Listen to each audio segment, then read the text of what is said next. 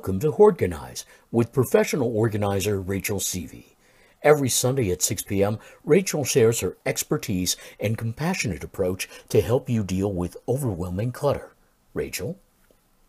Hey, collectors! Welcome to the Hoardganize podcast.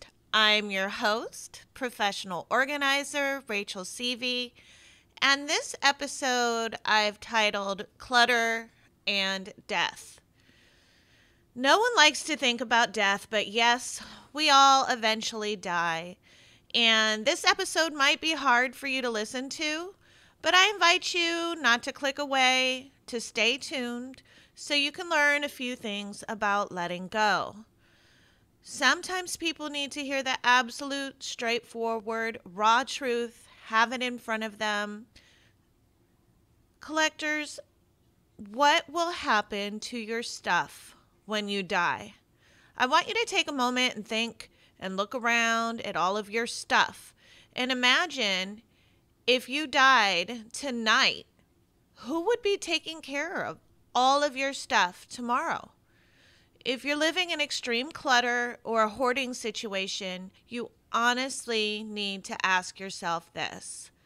I work with people who are dying, people with cancer, Parkinson's, old age, you name it. I've seen it.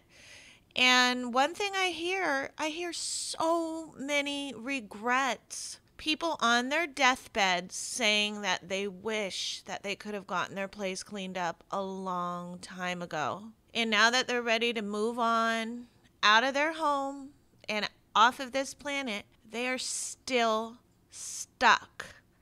All of that clutter is still left in the house. Who's going to deal with all of your clutter, collectors?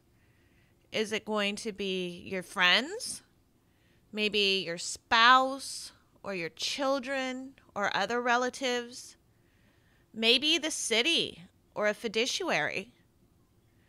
Whether you're healthy or not healthy, young right now, you're aging, middle-aged, wherever you are in your life right now listening to this podcast, you know and I know that we never know when our last day on this earth is going to be.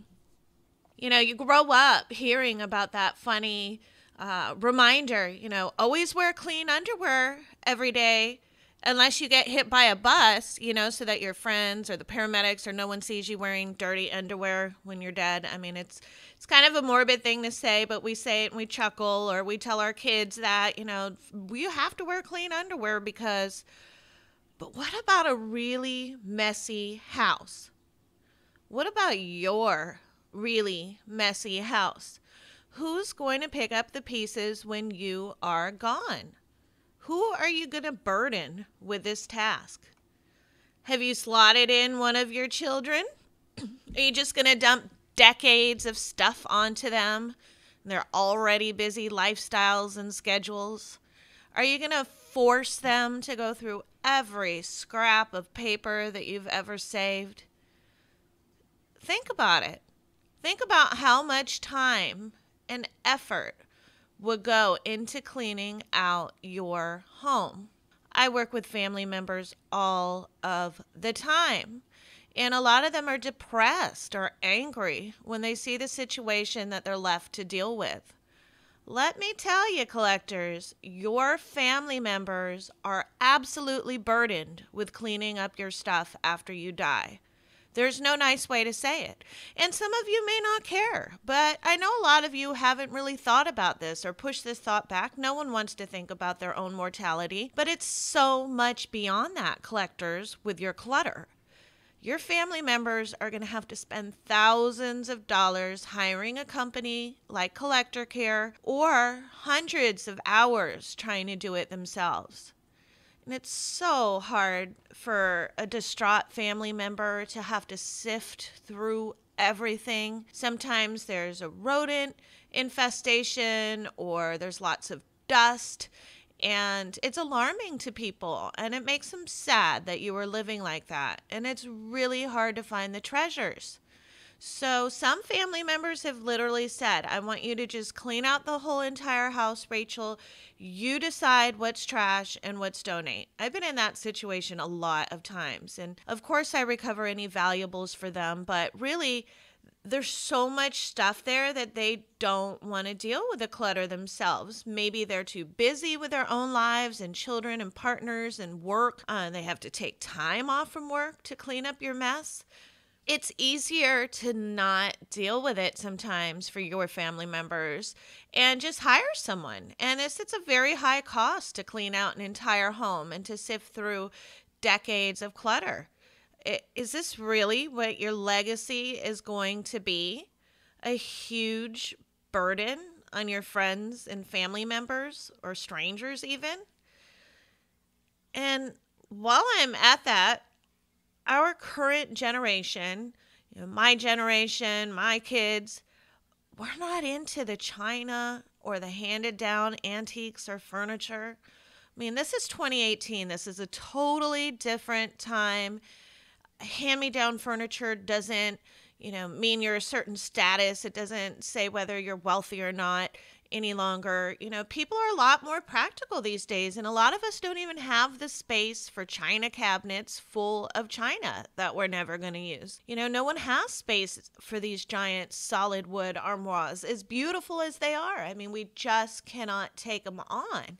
And especially here in the Bay Area, I mean, things are so expensive, and you get such a small space, especially in San Francisco, and you're paying a lot for these small spaces, and so that bulky furniture is not a first choice. You might be hanging on to all of this stuff, thinking that your grandkids or your nieces and nephews want it, but they really don't. And a lot of us already have our own stuff to deal with and feel very burdened by inheriting items. And I don't want to hurt your feelings. I just have this conversation with people that are alive and well and people that are dying. I mean, it's unfair to assume that your kids or grandkids want your stuff. And what if you don't have anybody? Collectors, I know you're out there and I see this a lot. What if you have no friends or family members to give things away to? Are you just going to let the city throw everything into dumpsters? What was the point of hanging on to all of that stuff if it's just going to be tossed as the end result? It's so sad when a hoarder dies and no one is left to clean up their home. Things that are possibly treasures get dumped, definitely overlooked. So, what can you do to be proactive? This podcast is meant to help you create order in your chaotic life. And this topic is not soft and fuzzy like some of my other podcasts. This podcast is specifically meant to provoke thought and to hopefully give you some motivation to get some of that clutter out of your home. Collectors, I do have some tips here for you. I have 5 tips on how to curb your clutter and pare down before you die. Tip number 1, while you're still alive, ask your friends and family members if they want any of those specific items that you have assumed they wanted and that you're hanging on to. You don't want to have to be on your deathbed to give things away. Ask your niece today if she wants that china. If she doesn't, then you have a lot of time to look at other options. Tip number 2. While you're still alive, try and use some of your cherished items. I know that's such a hard concept. I see so many nice things still in their package, unused. And if you don't use them, try and give them away to someone who will use them or sell them or make sure they get passed down to someone who wants them or an organization that needs them. You don't have to be on your deathbed to donate things, even if you really like them, but you just aren't using them. You really don't have to wait that long to figure things out. Tip number 3, save money in your will for a clean out. So if you're leaving the burden of cleaning out your home to your family members and friends, set aside at least $5,000 for your home to be cleaned out. Don't make your family members pay for this. It's such an awkward feeling and people get so resentful. You've got to treat this like you would a funeral cost. You want to prepare beforehand. You don't want to leave people financially stuck paying for your cleanup. Tip number 4. Make a specific list of items that are special to you or where valuables are hidden. If you have thousands of dollars stashed in your old jackets in the attic, you might want to let someone know before your family members donates it all to the Goodwill without even checking the pockets.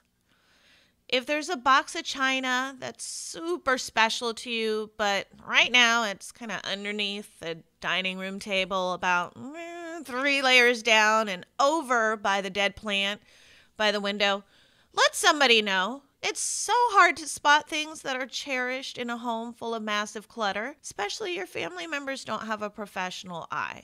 So definitely make a list of things that are important to you, or leave like a guide or a key for your family members when it's like a map, a treasure hunt. I don't know, when they're looking for things, and especially this should be its own topic, but let somebody know where your will is, okay? I just can't tell you how many hours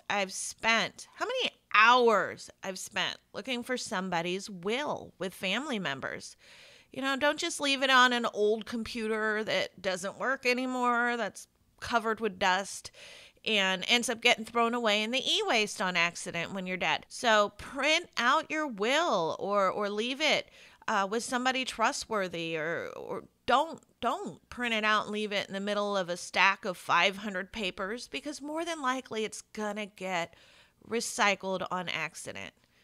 Let somebody know where your will is when you're dying, especially when you have extreme clutter. Things get very legal, very costly, and very confusing without a will. Tip number 5. I want you to get a pen and a paper, and I want you to really let this question soak in. Write it down. Who is going to deal with your stuff when you're gone? It's a really hard thing to think about, but it's really unfair to not think about it when you have all that clutter around. I need you to feel uncomfortable for a moment. I want you to sit there and have that anxiety about this moment before you even get sick. Write out the people's names that you're going to stick with dealing with all of that stuff. And ask yourself this question often. Make it a hard, uncomfortable exercise. I know it's a scary question, and no one wants to think of their own mortality, believe me, but it's really meant to provoke thought and provoke action, hopefully. Now that you're realizing what a burden you're leaving to your friends and family members or strangers, you should really proactively start getting rid of things that you don't want or don't need, so that when you do die, people can actually find things and hopefully cherish them like you hope. Collectors, while you're alive, you deserve to be happy. You deserve to use that fine china, even on a Tuesday morning. Don't punish yourselves by living in a huge mess today because you think you're a failure. Today's a new day. Start getting rid of all of that junk that's weighing you down. Forgive yourselves, accept what you've done, and then work your butt off to make it better. It's not easy. The process is not easy. But only you can help yourself. You're the only one that can truly decide if you're ready for a change. And if the thought of burdening others gives you incentive, then use that like fuel in a fire, baby. Collectors, if you are listening to this podcast on YouTube, please show me some love and click that thumbs up button. Subscribe to my YouTube channel or leave a comment. Until next time, collectors, and remember, happiness is a place between too little and too much. This has been Hoardganize with Rachel Seavey. New episodes are available every Sunday at 6 p.m. and also on the Collector Care YouTube channel.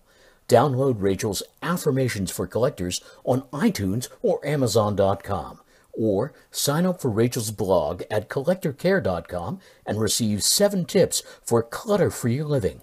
Thanks for listening.